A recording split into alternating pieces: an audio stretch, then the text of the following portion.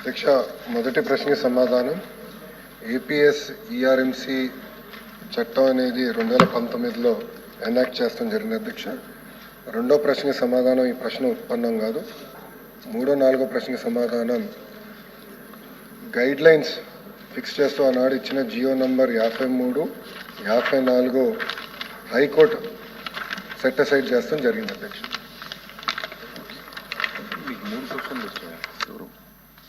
Short list honourable chairman sir, ఈ ప్రశ్న మీద మాట్లాడే అవకాశం ఇచ్చినందుకు మీకు కృతజ్ఞతలు. ముఖ్యంగా ప్రాథమిక విద్య ఇవాళ క్వాలిటీ ఎడ్యుకేషన్ ఇవాళ బీపీఎల్ లైన్కి అందుబాటులో లేకుండా పోయింది సార్. ఆవేళ రాజ్యాంగం రాసుకున్నప్పుడు ప్రజలందరికీ ఫ్రీ అండ్ ఫెయిర్ ఎడ్యుకేషన్ ఇస్తామని చెప్పి మనం రాజ్యాంగంలో పొందుపరుచుకున్న తర్వాత కాలంలో జనరల్ అగ్రిమెంట్ ఆన్ ట్రేడ్లో పెట్టడం వల్ల ఇది వాణిజ్య వస్తువు కింద మారిపోయి ఇవాళ బీపీఎల్ పేద బడుగు బలహీన వర్గాల్ని, ఎస్సీలని, బీసీలని కూడా ఒక అణుబాంబులాగా మరి విచ్ఛిన్నం చేస్తుంది. ఏ దేశాన్నైనా నాశనం చేయడానికి ప్రాథమిక విద్యని మన పిల్లలకి డినై చేస్తే ఆ దేశం సర్వనాశనం అయిపోతుందని చెప్పి ఇప్పుడు హిస్టోరియన్స్ చెప్పుకున్నారు. మరి ప్రభుత్వాలు, కేంద్ర ప్రభుత్వం కానీ మొత్తం భారతదేశంలోని విద్యా వ్యవస్థ అంతా కూడా చిన్నాభిన్నం చేసేస్తున్నటువంటి ఈ సమయంలో మరి ఈ సబ్జెక్ట్ మీద మరి రాష్ట్ర ప్రభుత్వం ముందుకు రావడం అనేది మరి కమిటీ వేస్తామని చెప్పడం కూడా మరి ఒక బోల్డ్ స్టెప్ కింద మనం తీసుకోవాలి. ఈవేళ కార్పొరేట్ విద్యా వ్యవస్థలో కడుపులో ఉన్న బిడ్డ కూడా 3 లక్షలు 4 లక్షలు కూడా కట్టించుకున్నటువంటి కాన్వెంట్లు ఉన్నాయి, విద్యా వ్యవస్థ ఉంది. దీన్ని ప్రక్షాళన చేయాలంటే చాలా కమిట్మెంట్ కావాలా. వారి నుంచి వచ్చే ఒత్తిడి నుంచి ప్రభుత్వం లొంగకుండా ఉండాలా. ఈవేళ భారతదేశంలో ముఖ్యంగా ఆంధ్రప్రదేశ్లో కూటమి ప్రభుత్వంలో వీరు సభ్యులుగా ఉన్నారు కాబట్టి జనరల్ అగ్రిమెంట్ ఆన్ ట్రేడ్ నుంచి ఈ ప్రాథమిక విద్యని తొలగించాలని మీ ద్వారా మరి మంత్రి గారిని కోరుతున్నాను సార్. మరి దయించి ఇది ఇంత గొప్ప సబ్జెక్ట్ కాబట్టి దీంట్లో కమిటీ మెంబర్స్ని కూడా స్ట్రాంగ్ స్టేక్ హోల్డర్స్ని ఇవ్వాల్సిందిగా, మరి కార్పొరేట్ సొసైటీల యొక్క వాళ్ళ కాలేజీల యొక్క ఒత్తిడికి లొంగనటువంటి వారిని కమిటీలో ఉంటే మనం భారతదేశానికి అల్టిమేట్గా మన పిల్లలందరూ కూడా న్యాయం చేయొచ్చు. మరి ముఖ్యంగా ఈవేళ సూపర్ 4 అనే దానికంటే విద్యా వ్యవస్థ మీద మాత్రం సంపూర్ణంగా కనుక చేస్తే ఈవేళ ఎస్సీబీసీలని మనం అలాగే పేద బడుగు బలహీన వర్గాలని కూడా మనం ఈ దేశానికి సంపద కింద మార్చుకోవచ్చు సార్. అవుట్ క్లాస్ని మానేసి అలాగే నేపాల్ లాగా సివిల్ వార్ రాకుండా కూడా చూసుకోవచ్చు సార్. అంచేత దయించి నేను కోరేది ఏంటంటే కార్పొరేట్ విద్యా సంస్థలో మా ఎస్సీబీసీ పిల్లల్ని వేరే క్లాసులో కూర్చోబెట్టి క్వాలిటీ ఎడ్యుకేషన్ అందకుండా వాళ్ళు హ్యూమిలియేట్ చేస్తున్నారు సార్. ఈ విధానాన్ని మరి గౌరవ మంత్రివర్యులు, ఎందుకంటే యంగ్ అండ్ డైనమిక్ కాబట్టి వారే చర్య తీసుకుని దీన్ని అడ్డుకోవాల్సింది కోరి ప్రార్థిస్తున్నారు. Thank you sir. మంత్రి గారు, ఓన్లీ సిగ్నేటరీస్. అధ్యక్ష, నాణ్యమైన విద్య అందించాలని గౌరవ సభ్యులు చెప్పారు అధ్యక్ష. అందుకే అధ్యక్ష, కూటమి ప్రభుత్వం వచ్చిన తర్వాత 1 క్లాస్ 1 టీచర్ అనేది ప్రైమరీ స్కూల్స్లో అందజేయాలనేది ఒక లక్ష్యంగా పెట్టుకున్నాం.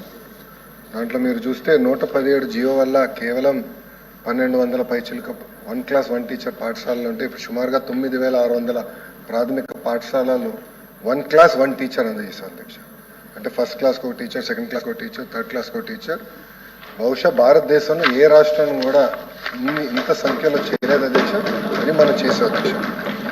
అధ్యక్ష, మేము ఇప్పుడు కొన్ని నిర్ణయాలు తీసుకున్నాం అధ్యక్ష. లాస్ట్ టైం కూడా ఎడ్యుకేషన్ మీద సుదీర్ఘంగా షార్ట్ డిస్కషన్ జరిగింది. ఆనాడు ప్రతిపక్ష పార్టీ వాకౌట్ చేసింది అధ్యక్ష. కొన్ని విషయాలు దృష్టికి తీసుకొద్దామని అధ్యక్ష. గ్యారంటీడ్ ఎఫ్ఎల్ఎన్ మేము ఒక నిర్ణయం ఏం తీసుకున్నాం అంటే ప్రభుత్వ పాఠశాలలో we want to guarantee FLN. Learning outcomes రావాలి, అవుట్పుట్సే కాదు అవుట్కమ్స్ రావాలనేది ఒక లక్ష్యంగా పెట్టుకున్నాం. ఉపాధ్యాయులతో డైరెక్ట్గా మేము మాట్లాడుతున్నాం, వాళ్ళని మోటివేట్ చేస్తున్నాం. లెర్నింగ్ అవుట్కమ్స్ పైన ఎక్కువ శ్రద్ధ పెట్టాలనేది ఒక లక్ష్యంగా పెట్టుకున్నాం అధ్యక్ష. అది చేస్తున్నాం.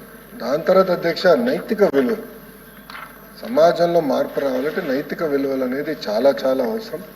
మహిళల్ని గౌరవిస్తాం కానివ్వండి, రాజ్యాంగంలో ఉన్న మన హక్కులు బాధ్యతల గురించి మాట్లాడతాం కానివ్వండి, అదేవిధంగా చాగంటి కోటేశ్వరరావు గారిని అడ్వైజర్గా క్యాబినెట్ ర్యాంక్ ఇచ్చి అడ్వైజర్గా నియమించి ఆయన రూపొందించిన పుస్తకాల్ని మేము ప్రింట్ చేసి పిల్లలకి ఈరోజు అందజేస్తున్నాం అధ్యక్ష ఈ సభాముఖంగా చాగంటి కోటేశ్వరరావు గారిని మనం అభినందించాలి అధ్యక్ష. ఎందుకు చెప్తున్నానంటే ₹1 తీసుకోవట్లేదు అధ్యక్ష ఆయన ప్రభుత్వం నుంచి. నేను స్టన్ అయ్యా.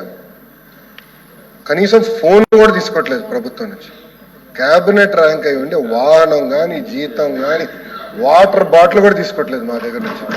అందుకని సభాముఖంగా ఆయన అభినందించాలి. అద్భుతమైన పుస్తకాలు రూపొందించారు అధ్యక్ష. ఆ పుస్తకాలు మేము ప్రింట్ చేసి ఇప్పుడు పిల్లలకి అందజేస్తున్నాం అధ్యక్ష.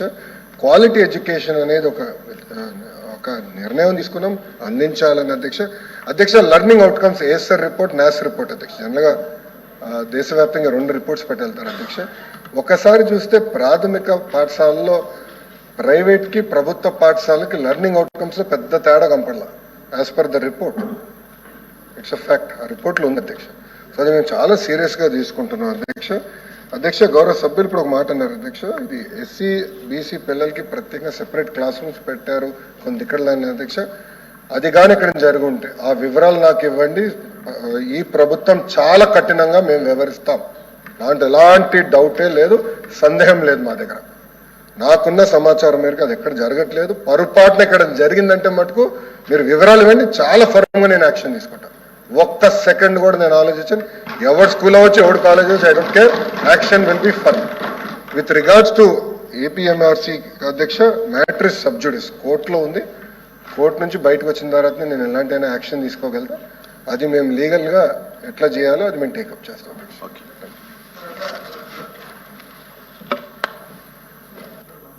సమాధానం చెప్పింది. Sorry for intervention sir. ఎందుకంటే సభ్యులు అడిగిన ప్రశ్నకి మంత్రి గారు చెప్పిన సమాధానానికి ఎక్కడ దగ్గర పొందడం లేదు సార్. ప్రైవేటు కార్పొరేట్ పాఠశాలలో ఫీజు నియంత్రణకి ఏదైనా కమిటీ వేస్తున్నామా? ఆర్టీఐ యాక్ట్ ప్రకారము ఏదైతే ప్రైవేట్ పాఠశాలలో చదువుతున్న పిల్లలు ఎవరైతే ఉన్నారో వాళ్ళకి ఇస్తున్న ఫీజుల్లో ప్రభుత్వం వాళ్ళు చెల్లించవలసిన దాన్ని ప్రభుత్వం చెల్లించాలి. దానికి ఏదైనా నియంత్రణ చేశామా? ఆ సమస్య మీద వచ్చి ప్రశ్న అధ్యక్షుడు. దానికి వచ్చేస్తా ప్రైవేట్ పాఠశాలని కానీ ఆ నియంత్రణ కానీ ఆర్టీ యాక్ట్కి సంబంధించిన ప్రైవేట్ పాఠశాలలో ఉన్న ఆ విధి కానీ అది ఎక్కడ కూడా మంత్రి గారు మెన్షన్ చేయలేదు అధ్యక్ష. ఒక సమాచారం ఉంటే చెప్పండి అధ్యక్ష, అంతే తర్వాతనే పంపించమని చెప్పండి అధ్యక్ష. అధ్యక్ష ప్రశ్న ఒకసారి నేను చదవాలి అధ్యక్ష. మొదటి ప్రశ్న, whether the government is contemplating to bring in the private corporate schools within the purview of fee regulatory committee. నేను ఇచ్చిన సమాధానం APSERCMC act has been enacted in 2019. రెండో ప్రశ్న, if so at what time it will be implemented? It is already implemented కనుక this question does not arise. Third and fourth, the steps taken for implementation of common fee pattern for all private schools, details thereof. ఇక్కడ చాలా స్పష్టంగా చెప్పాను అధ్యక్ష. Jio number 53, 54 ఏదైతే ఆనాటి ప్రభుత్వం ఇచ్చిందో అది హైకోర్టు సెట్ అసైడ్ చేసింది. సో నేను గౌరవ సభ్యులకి వాళ్ళు అడిగిన ప్రశ్నకి ఏమన్నానంటే, ఇది మ్యాట్రిస్ సబ్జుడిస్, ఏపీఏఆర్ఎంసీ అనేది సబ్జుడిస్ అయింది. అది లీగల్గా మేము ఫైట్ చేసిన తర్వాత నేను యాక్షన్ తీసుకోగలుగుతానని చెప్పాను. నేను చాలా క్లియర్గా సమాధానం చెప్పాను. తర్వాత ఎల్ఓపి గారు ప్రశ్న లేని దాన్ని అడిగారు. ఆర్టీఈ గురించి అడిగారు అధ్యక్ష. ఇక్కడ ఎక్కడ ఆర్టీఈ గురించి లేదు అధ్యక్ష. ఆర్టీఈ విషయం కూడా ప్రభుత్వం కట్టుబడి ఉంది. దానికి ఒక పోర్టల్ ఏర్పాటు చేస్తాం. గత ప్రభుత్వం కన్నా ఎక్కువ మంది పేద పిల్లలకి ఆర్టీఈ ద్వారా మేము ఇంటిమేషన్స్ కూడా అందజేసాం అధ్యక్ష. ఆ వివరాలు నాకు లేక సుమారుగా 50,000 మంది పిల్లలకి ఆర్టీఈ కింద మేము అందజేస్తాం కూడా జరిగింది అధ్యక్ష. సో అది కూడా నేను సమాధానం చెప్తా. బట్ ఆర్టీఈ లేదు అధ్యక్ష. Matter is subject.